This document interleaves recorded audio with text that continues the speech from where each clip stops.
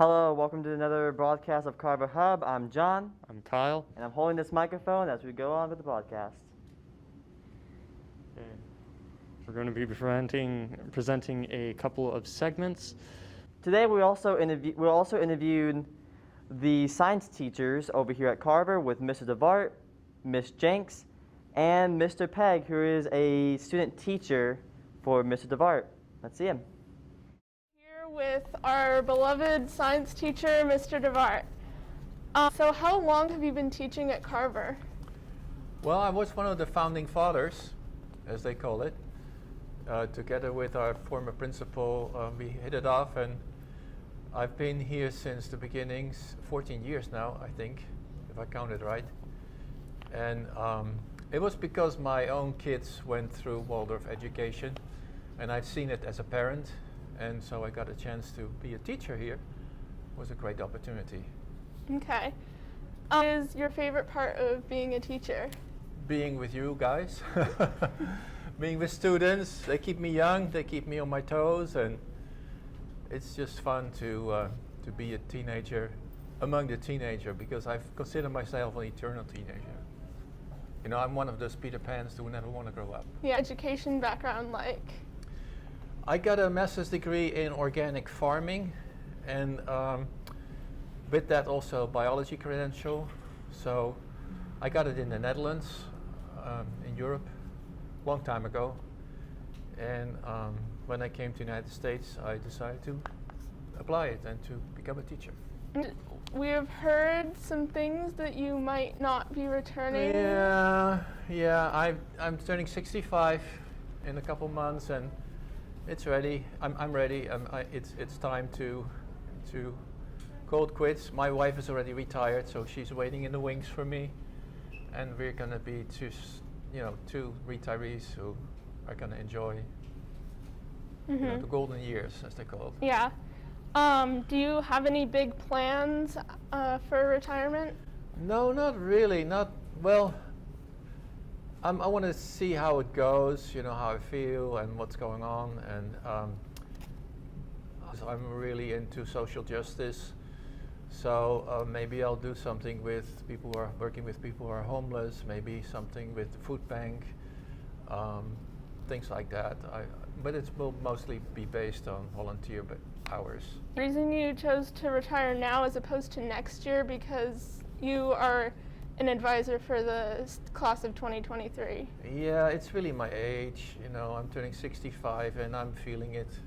And I would like, every year, no matter what year I pick, I will disappoint students, possibly. Yeah. And make maybe some people happy. I don't know. Anything else that you'd like to say to Carver? Carver is the best, by far. I may have taught at many schools, and Carver is just a place where you can be yourself and without being harassed in general. There are some occasions here, but I really love it, and you can be creative, you can be who you are, and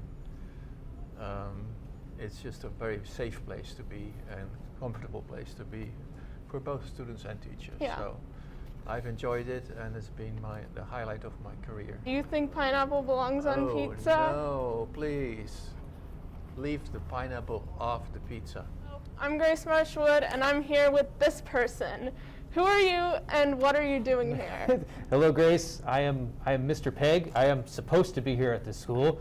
I am a student teacher for Mr. DeVard, so I work with the freshmen for biology and seniors with environmental science, and I don't get to see many of the sophomores or juniors throughout the day. I think they think I'm Mr. Johnson most of the time. Where are you going to school? I am currently going to school at Sacramento State. Very nice. How did you hear about Carver? I heard about Carver when I got my school assignment this year. I'm new to Sacramento. I'm from Massachusetts, and I got an email in the summer that said I need to call someone named Art DeVard and find out about George Washington Carver School, because that's where I'll be going, and I feel very fortunate to be here. Very nice. Inspired you to become a teacher? Before I was here, I worked for a long time in outdoor education, so I took a lot of students into a lot of programs that would take them into the woods and kind of learn about ecology and natural resources, and I really liked that job. but now it's that's kind of a nice segue to get into biology and get a teaching job and work in a traditional classroom. So I decided to take a step in that direction. You get your teaching credential, where would you want to teach? Where would I want? Certainly here at George Washington Carver. Would love to remain here, but I'll be happy to work anywhere in the Sacramento. Have any favorite hobbies outside of class? Yes, outside of class, I mean, just connected to biology. I am a big fan of nature, so I do like hiking. I like going places where you could potentially see plants and animals. I'm a musician, so I like electric guitars. I like loud music. And I like history too. I do a lot of reading. I studied archaeology in college, so anything that's archaeology based is kind of up my alley. So we've heard that you have a dog. Would you like to talk about them? Sure. I have a dog. His name is Loki. He's a mutt, but he's kind of a mix of a lot of large breeds. He's part German Shepherd, part Husky, part Malamute. We got him from a fraternity in Davis who somehow ended up with this big dog in their fraternity house and didn't know what to do with him. And we found him on Craigslist, so my wife and I brought him home, and we love him very much, and he's a very good dog. Is there anything else that you would like to say to Carver? I would like to say thank you to everyone at Carver for having me here. I was new to Sacramento and new to this school, and I feel very fortunate to be here. It's a very accepting community, so thank you all for accepting me so graciously. You're welcome. And finally, do you think pineapple belongs on pizza? Absolutely not. Have some self-respect. Okay. Hello. I'm here with Miss Jenks. So, Miss Jenks, what was your education background like? I graduated from high school at 17. I became an emancipated minor, and I joined the Navy. And so I graduated from the Navy Photography School. And then after that, I went to UC Davis, and then I got a master's degree in education. I also have a certification in biography and social art, which is kind of like a Waldorf education for adults. Okay. How did you hear about Carver? Well, I was working at Health Professions with Mr. Durati, and I knew Mr. DeVart from Hiram Johnson, and so I heard that he was going to teach at this new Waldorf school, and I just said hi, and he came and visited me at Health Professions. Okay. Do you have a favorite part of teaching? I think being with the students, and then I also enjoy learning things. So it's fun to be constantly learning about myself, about other people, about the subject area. So yeah, I like being with the students and learning things. Both chemistry and physics. Which do you like teaching better? Well, if you've taken physics, you know that all sciences are a subset of physics. Yeah. So really, if you look at it, chemistry is all about opposite charges attracting so that you can make chemical bonds, which is all Coulomb's law, which is physics. So in a lot of ways, they're the same subject. But when we're in person, if you're doing physics, you can actually see stuff on a big scale. Whereas chemistry, it takes a little bit of time before you can really get to stuff that you can see, because everything is so small you can't see it. And so you have to get the vocabulary before you can get into chemical bonding. And so, yeah, I like being able to see stuff right away. Yeah. So here at Carver, they combine those classes. Juniors and sophomores take one together 1 year apart. Is there a reason that they do that here? Yeah, so one of it's just scheduling. So since you guys are all in the same history class, so it makes scheduling very difficult when people are in different math classes. So it's really a lot easier to schedule. Also, some chemistry labs in particular, like the flame test lab, took about 4 hours to set up. So there would be no possible way of tearing down a physics lab and setting up a chemistry lab. And we did do it a couple years where we flipped it back and forth. And it was just, I found it very hard for students to keep their hands off of the other lab's equipment. And so it just made it a lot harder. And then it's just hard to get that done while teaching an art class on top of that. Yeah. Do you have a favorite periodic element? Of carbon, of course. carbon, it's simple as a C. My favorite things are made of carbon, like cats and chocolate and caffeine and people. And my husband's name starts with a C. And we're all carbon-based, so carbon for sure. Yeah. Do you have a favorite chemistry unit? If I were to say, so when you are looking at spectra to figure out what atom you're looking at, you're dealing with waves. And so waves is a unit that's in both physics and in chemistry, and it is my favorite unit because it's very romantic. You want to know why? Yes. Okay, so one of the concepts is a Doppler shift. And what Doppler shift is that when you have something that's emitting a wave, whether it's light or sound, and it's moving, you have an apparent shift in frequency. So you've experienced it when like a car passes you and you hear "yum," right? So the "ee" is a higher pitch, "yum" is a lower pitch. So the car isn't, the engine isn't making any different sound. There's an apparent shift in the frequency. And so when my husband and I were dating, we were in the car. He was a graduate student in chemistry, and he's a spectacle geek, and his driving is questionable. So I was driving, but it doesn't really matter because I'll drive in whatever seat I'm sitting in, so you don't really want to ride with me. So I was driving. So I'm driving, and he looks over and he says, "I think you're speeding." And I said, "Oh yeah? What would the Doppler shift be if the CHP put his radar on me right now?" And he said, "I don't know. What fraction of the speed of light are you traveling?" So I told him how fast I was going, and he calculated it for me. And at that minute, I knew I was in love. And so that was the point I knew that was who I wanted to marry. So do you have a favorite thing to do outside of school? So we do a lot of stuff there. But also, because my husband is a chemist, he is known for doing a particular kind of chemistry with some different plants that have an alkaloid that interrupt addiction.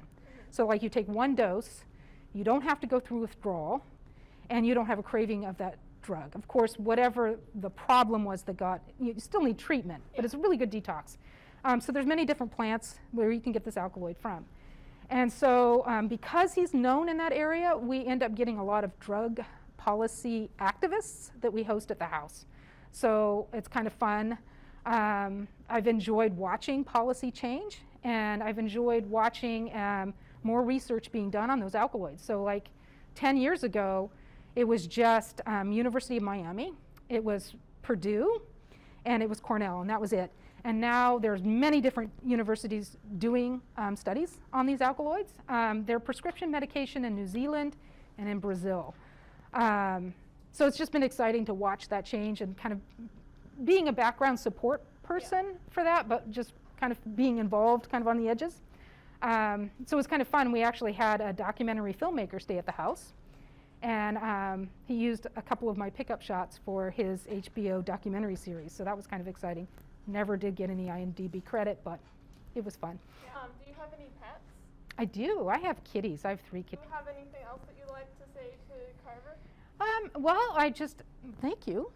And I just really appreciate being here, and I appreciate you guys. It's a lot of fun being here. And finally, do you think pineapple belongs on pizza? I like pineapple on pizza. I do. So do I. It's interesting to learn new facts about the science teachers. How did you feel? It's really good. The next we have is spring equinox, the beginning of spring. Hello, Carver. So some of you seniors might remember a video that Mr. Rivard has shown you about Harvard graduates and people interviewing them and asking them why they think there are seasons. And a lot of them, surprisingly, got the answer wrong. So we were going to test this on Carver students and staff, and these are the answers that we got in our interview. What's up, Josh? What's up, Coda? So I have a question for you today. I just want to know, why do you think that there are seasons? Hello?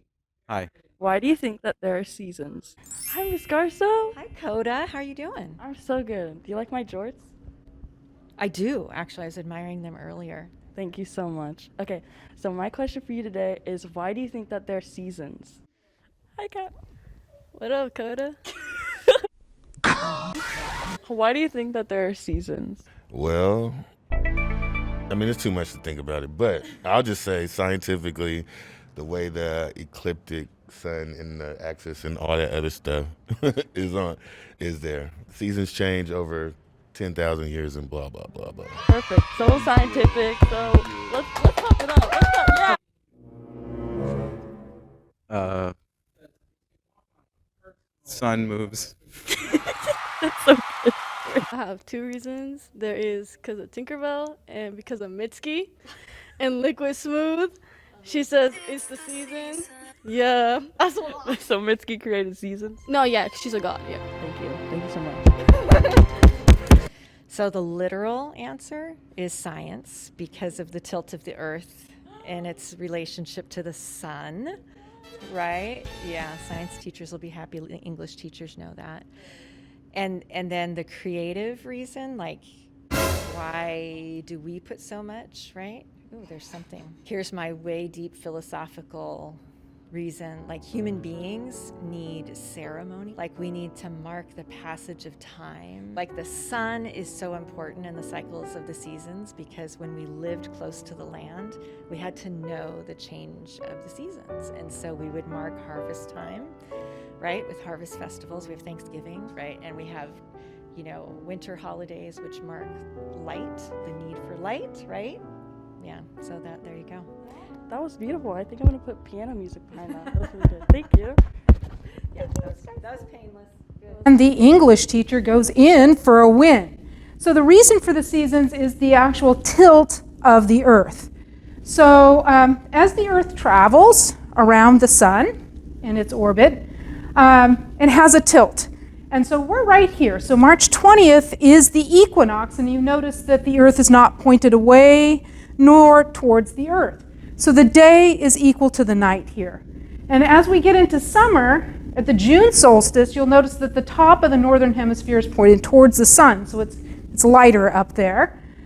So this would be the summer solstice. And at this point, the days have been getting longer. This is the longest day of the year.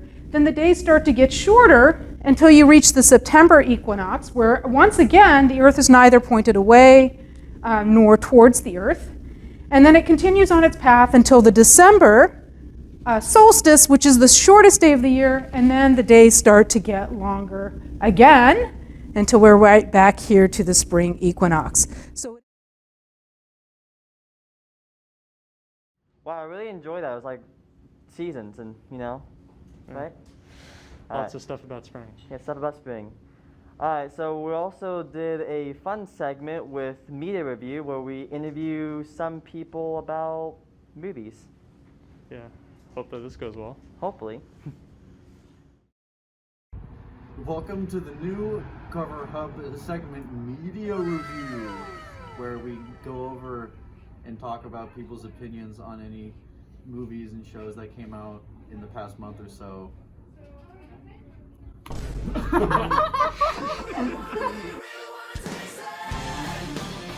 Peacemaker. So what was your favorite part of Peacemaker? Okay, well that was also a good show. That some of it was inappropriate, okay? But the part that I liked, let me think, that's a little bit tougher to say. Because I think probably my favorite part was when they found out that their boss was one of the butterflies. No spoilers, yes. Sorry. Oh, I can put that before. Okay. Spoilers for Peacemaker. Yeah, Mern was a butterfly. Yeah. Who was your favorite character, and what do you think of the show overall? My favorite character in Peacemaker was probably Judo Master. Oh yeah, you got beat up like almost every episode. Yeah. And then what was the other question again? What did I think about what? The show overall. I liked it. I thought everybody was a little bit too angry, but I liked it. I liked the part in the van when they all became buddies and they were singing the song together. Oh yeah, and they took a photo together. Yeah, I was like, okay, maybe everybody will be a little bit nicer. And then also when the guy with the beard, Dye Beard, when he was talking to the butterfly and about his dyed beard. Remember, he finally had to admit that. No spoilers. No spoilers. He finally had to admit that, and then it meant that everybody really cared about him because they Yeah. paid attention to him. So I like that part also. Peacemaker.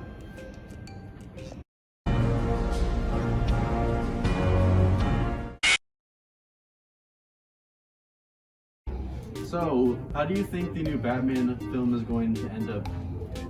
I'm kind of looking forward to the Batman. I have really enjoyed the franchises that have come through. I'm a huge Michael Keaton 1989 with Tim Burton Batman.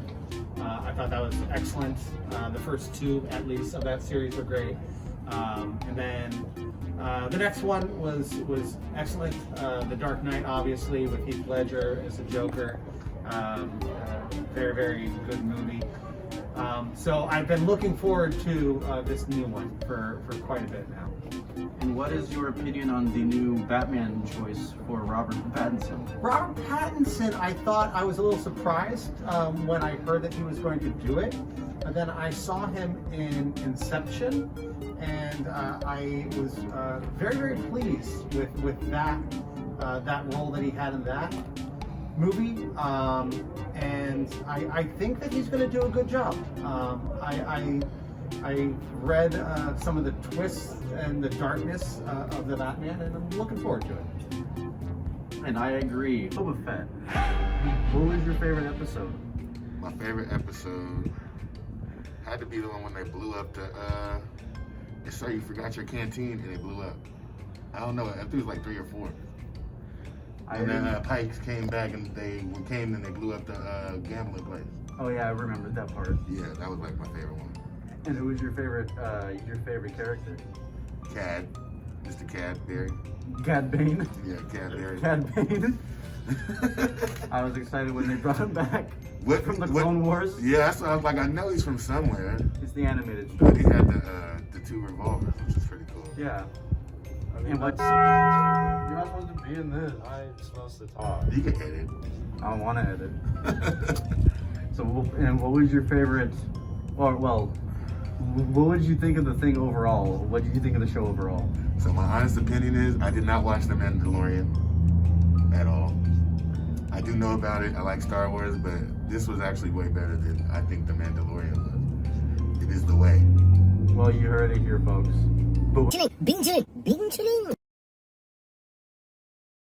Okay, that I really like, hearing people's opinions on media. I find people's perspectives on media to be very interesting. It can give you new ideas on stuff that you've seen before. Exactly. Yeah. Yeah. Next we have St. Patrick's Day. March 17th is the day that we celebrate the life of St. Patrick.